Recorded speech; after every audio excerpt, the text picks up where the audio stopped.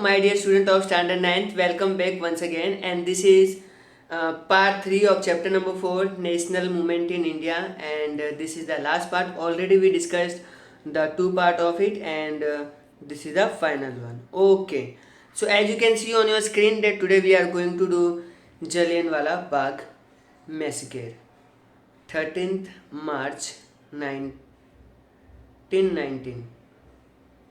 I think April होना चाहिए, but any how चलिए आगे बढ़ते हैं.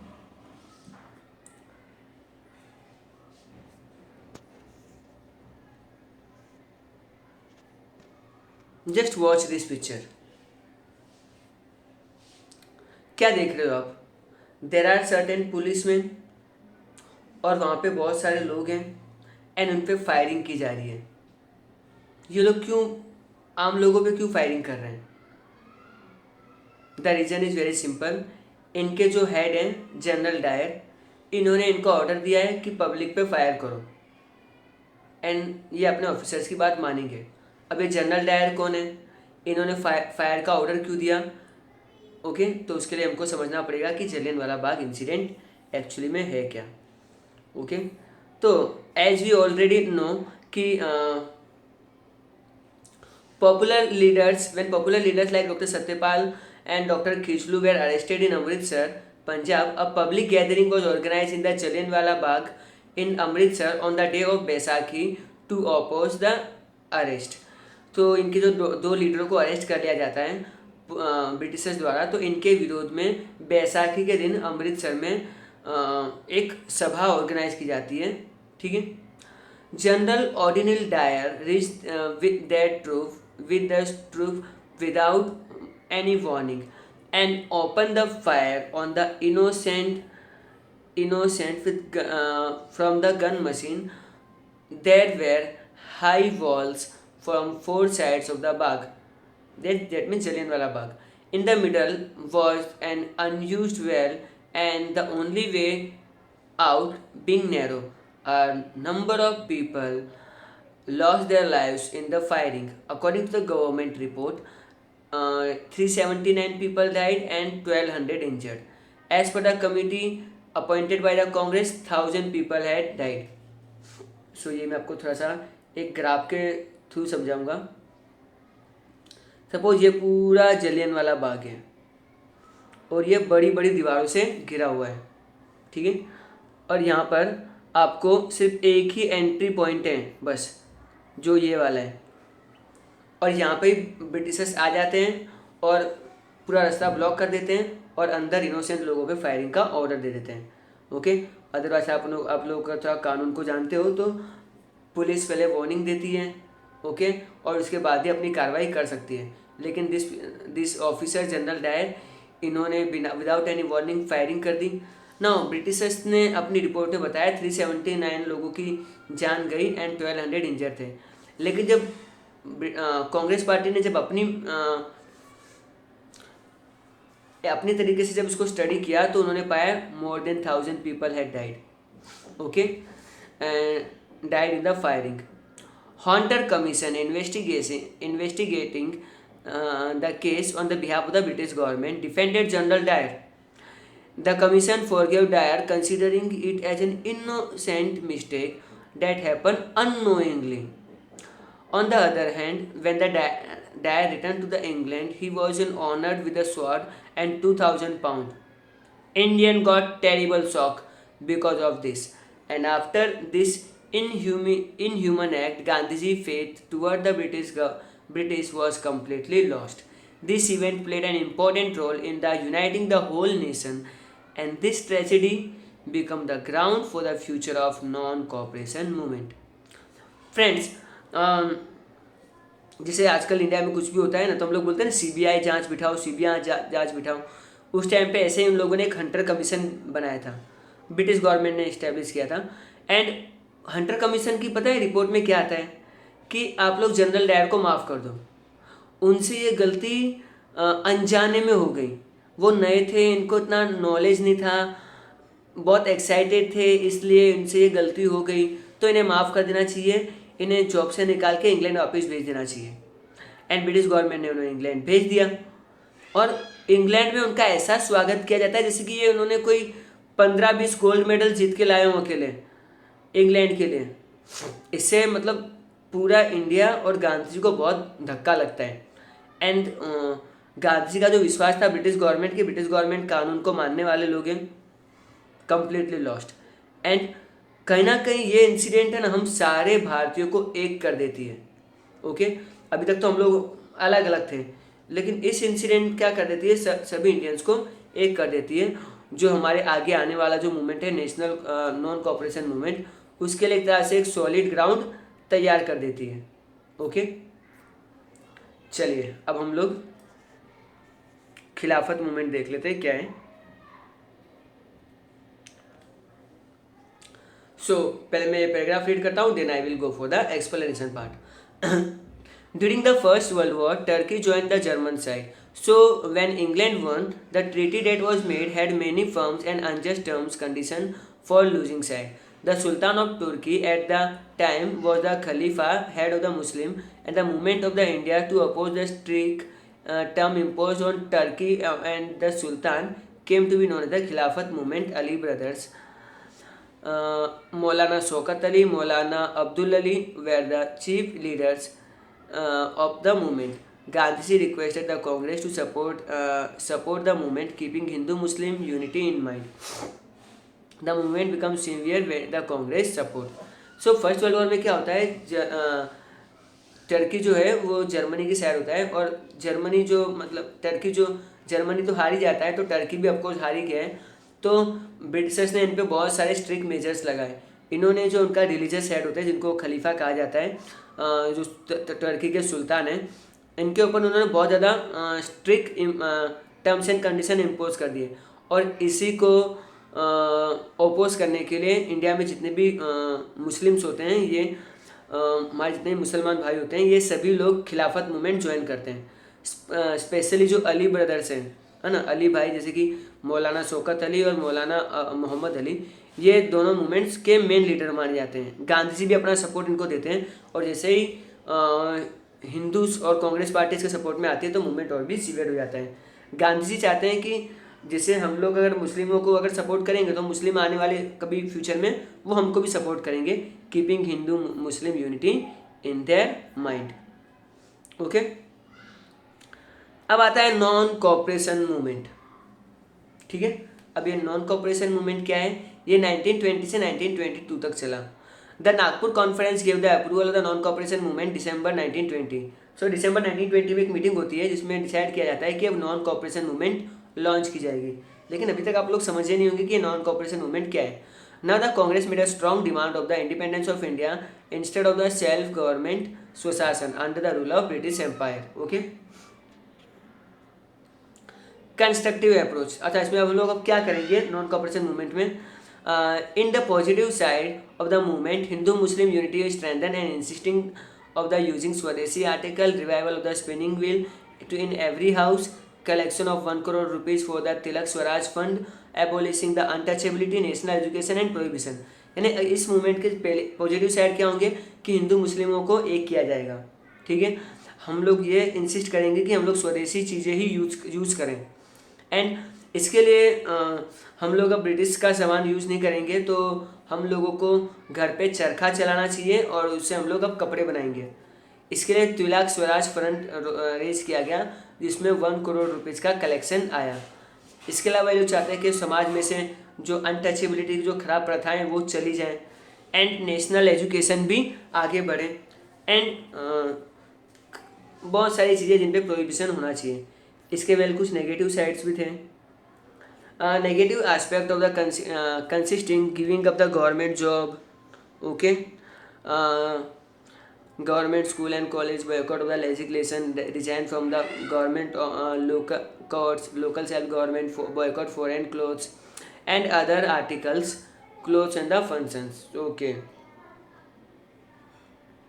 ये है क्या, मैं आपको पूरी स्कीम एक शॉर्ट में समझा देता हूँ। देखो, इंडियन लोगों ने ये गांधी कहते हैं कि एक्चुअली ब्रिटिशर्स हम पे रूल क्यों कर पा रहे हैं, क्योंकि हम इंडिया के लोग ही उनको हेल्प कर रहे हैं। अगर मान लो एक शहर ले लेते हैं, एग्जांपल मैं इसे रैंडमली ले रहा हूँ, कानपुर। ओके, अब जो कानपुर शहर है वहाँ पे ब्रिटिश एडमिनिस्ट्रेशन के कुछ 8,000 मेंबर्स हैं, 8,000 लोग कर्मचारी हैं जो मतलब पूरा कानपुर शहर देखते हैं। इसमें से 6,500 तो इंडिया के ही लोग हैं, जबकि 1,500 लोग ही ब्रिटिशर्स हैं, या तो उससे भी कम हो सकते हैं। बट अब ये 6,500 लोग एक साथ रिजाइन कर दें तो क्या 1,500 लोगों से शहर संभलेगा? नहीं संभलेगा, है ना। तो गांधी जी ने कहा कि हम लोग इनको सहयोग कर रहे हैं, तो इसी के वजह से हमको कोऑपरेट कर रहे हैं, तभी तो हम पे रूल कर पा रहे हैं। अगर हम इनको कोऑपरेट करना बंद कर दें, इनको सहयोग करना बंद कर दें, तो ये लोग हम हमारे बिना रूल इंडिया में कर ही नहीं पाएंगे। क्या पूरा इंग्लैंड बुला लोगे इंडिया में? पॉसिबल ही नहीं है। ओके, तो गांधी ने लॉन्च किया नॉन कोऑपरेशन मूवमेंट। ओके, जिसमें हम लोग सारी गवर्नमेंट जॉब जिसकी भी होगी वो छोड़ देंगे।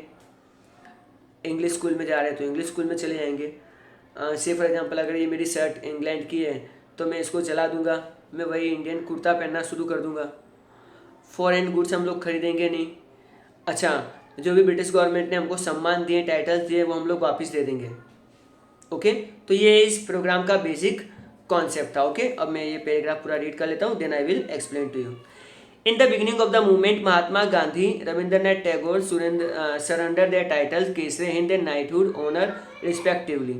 So हुआ क्या, महात्मा गांधी को और रविंद्रनाथ टैगोर को जो उन्होंने ब्रिटिशर्स ने सम्मान दिया था, नाइटहुड ऑनर और केसरी हिंद, ये इन्होंने दोनों जो उनका जो गिफ्ट था वो ब्रिटिश गवर्नमेंट को वापस बराबर रखो। तुम लोग क्यों, तुम लोग मतलब बहुत अच्छे लोग हो, तुम लोग निर्दोष लोगों पे ऐसे ही जलियांवाला बाग में गोलियां चला देते हो, तुम लोग सिविलाइज लोग हो ही नहीं, तो ऐसे इतने सिविलाइज लोगों से हम लोग ये प्राइज रख के क्या करेंगे, तुम लोग रख लो, हमको नहीं चाहिए।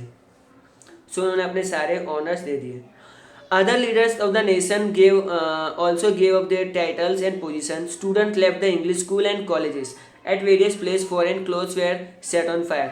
बच्चों ने स्कूल छोड़ दिए, विदेशी कपड़ों पे आग लगा दी जाती है। When the Duke of the Kennett came to India, he was boycotted in 1921 November. The ceremony was honoring the Prince of Wales was boycotted. Such incident created a considerable national excitement. On the other national school, the colleges were established like Kashi, Bihar, Jamia Millia, Gujarat Vidyapit, etc. Okay, Gujarat Vidyapit के बाद etc. आना चाहिए. Due to the vigorous propaganda of the Swadeshi goods, the import of the cloth, footwear, luxurious items from the England reduced drastically. This reaction rattled the British Parliament, and the government was shocked by the kind of huge economic loss to England. तो India में जब बहुत सारे student resign कर रहे हैं तो क्या हो रहा है, इंडिया में अपनी अपनी नई नई स्कूल्स और कॉलेजेस खुल रहे हैं, Kashi, Bihar, Jamia Millia, Gujarat Vidyapith and so. Britishers को ऑन द अदर हैंड बहुत ज़्यादा नुकसान भी हो रहा है, और उनके पार्लियामेंट में भी इन सब चीज़ों के बारे में डिस्कशन अब होने लगा है। Okay, more than 1 crore rupees was collected in the Tilak Fund. On many occasions, Hindu-Muslim emerged predominantly. The Mopla revolt, Malabar, between the Hindu landlord and the Muslim peasant deserved criticism, and it was suppressed by the Britishers. Okay, so 1 crore से भी ज़्यादा मतलब पैसे हमारे पास funds में आ जाते हैं। हिंदू मुस्लिम की कहीं कहीं पे कुछ थोड़ी सी खटपट होती है, बट मोर और the less non cooperation movement एकदम बिल्कुल सही डायरेक्शन में जा रहा था। Sorry for that.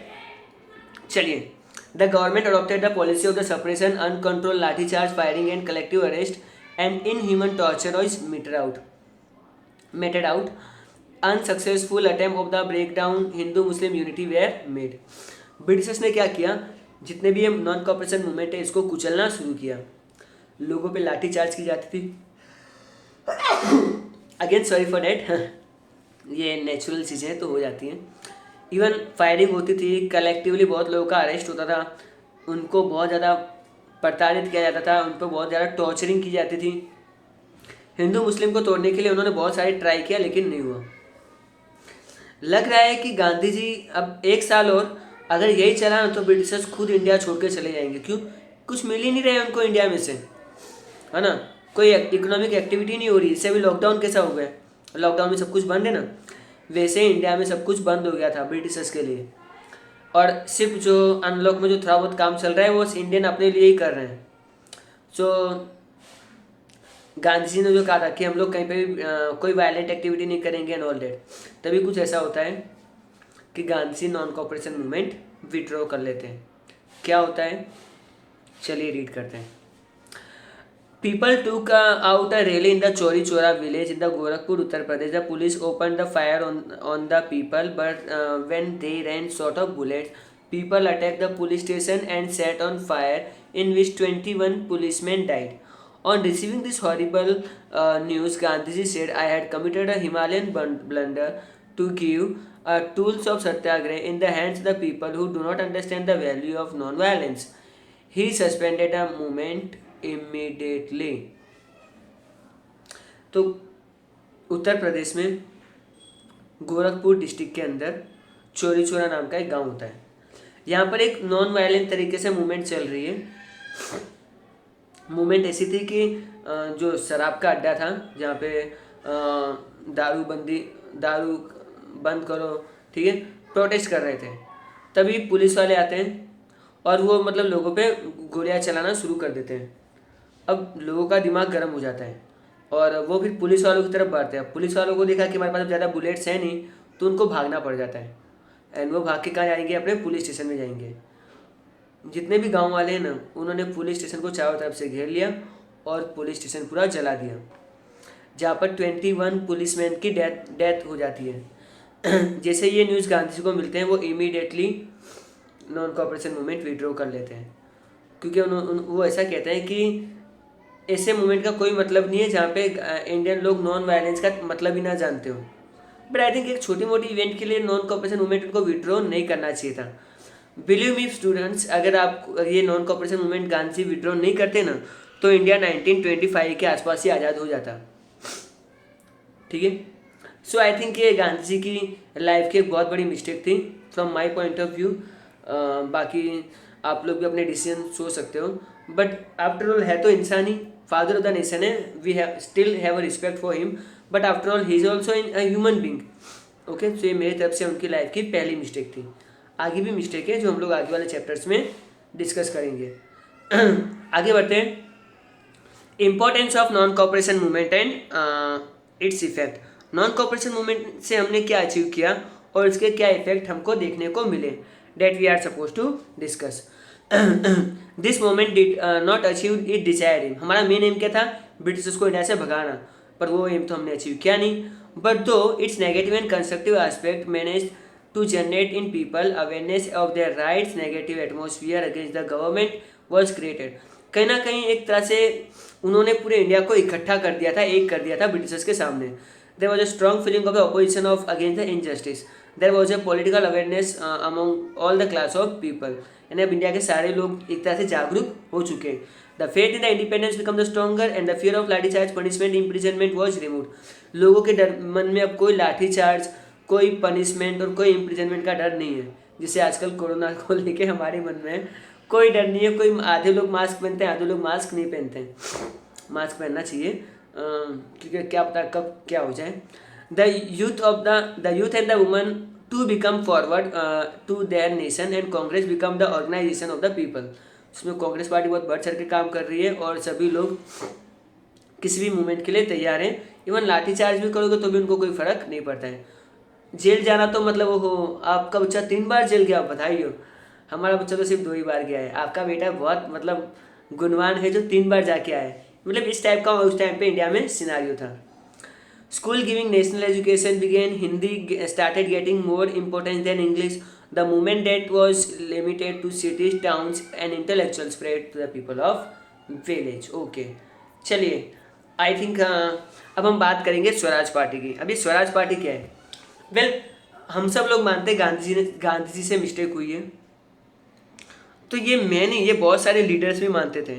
और वो लोग क्या थे, गांधी से खुश नहीं थे और गांधी से वो अलग हो जाते हैं और ये अपनी एक नई पार्टी फॉर्म कर लेते हैं और इस पार्टी का नाम होता है Swaraj party. Okay, with the purpose of retaining the national awareness among the people, Chittaranjan Das Munshi and the Motilal Nehru form the Swaraj party after the withdrawal of the non cooperation movement. तो मोतीलाल नेहरू और चित्तरंजन दास जी अपनी एक पार्टी फॉर्म करते हैं जिसका नाम होता है Swaraj party.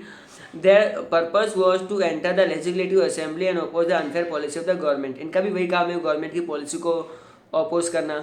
The leader of the Swaraj party also adopted the constructive and activity of Gandhi like the abolition of the untouchability, Hindu Muslim unity, revival of the spinning wheel and liquor prohibition. तो गांधी के basic ideas को ये लोग अभी भी support कर रहे हैं। तो ये लोग गांधी से खुश नहीं है, लेकिन गांधी के डिसीजन से खुश नहीं है। बाकी ओवरऑल गांधी से इनको कोई प्रॉब्लम नहीं है। Swaraj party consented the election of the legislative assembly in November 1923 contested, मैंने गलत रीड किया था। And the candidate of the Swaraj party were elected the central legislative assembly as well the provincial legislative and got the clear majority. बहुत सारी जगहों पे ये party जीतती भी है। It did not get a majority in Bengal but emerged a strong party. Motilal Nehru was elected in the central legislature as a party leader. Chittaranjan Das was elected in the Bengal province. तो ये अपने state level पे और central level पे दोनों जगहों पे ये लोग इलेक्ट हो जाते हैं। Swaraj party disapproval the government budget and proposal and resent the unjust policy of the government. It compelled the government to consider the problem of the people. Due to the working of the Swaraj Party, only the government had appointed Simon Commission in 2 years earlier.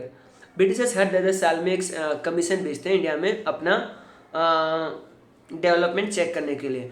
लेकिन इस Swaraj party की activity देख के इन लोगों को 2 साल पहले Simon commission को भेजना पड़ा। ठीक है, साइमन कमीशन क्या है वो हम लोग आगे देखेंगे। Swaraj party function in the discipline manner and establish the high parliamentary practices. It proved the British government that the Indian can rule constitutionally and democratically. The educated class of the people was thus attracted the Swaraj Party. अब Congress party तो चलो ठीक है, वो तो उसको तो कोई मैच नहीं है, बट कहीं ना कहीं स्वराज पार्टी भी अब लोगों में फेमस होने लगी है। National awareness re-emerge in the people and the party played a crucial role in the beginning of the achievement of the independence very near. All this indicate the importance of the Swaraj party. Swaraj party की काम करने की जो style थी वो बहुत ही अच्छी थी। बट एनी हाउ बाद में पार्टी बिखर जाती है। क्यों बिखरती है? Because of the death of the Chittaranjan Das. फिर ये पार्टी वीक होती है, फिर इसको ज़्यादा कोई सीट्स मिलती नहीं है। 1926 में तो इसका परफॉर्मेंस बहुत ही वर्स्ट हो जाता है। Okay, so I am reading the last paragraph. With the death of the Chittaranjan Das in June 1925, the Swaraj Party became weak and some members began to supporting the government while the other establishing a new party named the National Party. Thus, the prestige of the Swaraj Party reduced. In 1926 election, all its members lost terribly except the Madras province. तो चित्तरंजन दास जी के बाद Swaraj party week हो जाती है। इनके कुछ member जो Swaraj party में थे वो इस पार्टी से भी नाराज़ होकर वो अपनी एक नई नेशनल पार्टी फॉर्म कर लेते हैं, तो पार्टी और कमज़ोर हो गई। एंड फाइनली 1926 में तो बहुत बुरी तरह से हार जाती है। सिर्फ मद्रास में इसका परफॉर्मेंस थोड़ा ठीक ठाक होता है। Bipin Chandrapal and the Surendranath Banerjee even criticise the party strongly. तो ये लोग भी इस पार्टी को क्रिटिसाइज किया करते थे। ये एक्सरसाइज है which is I am going to brought very soon.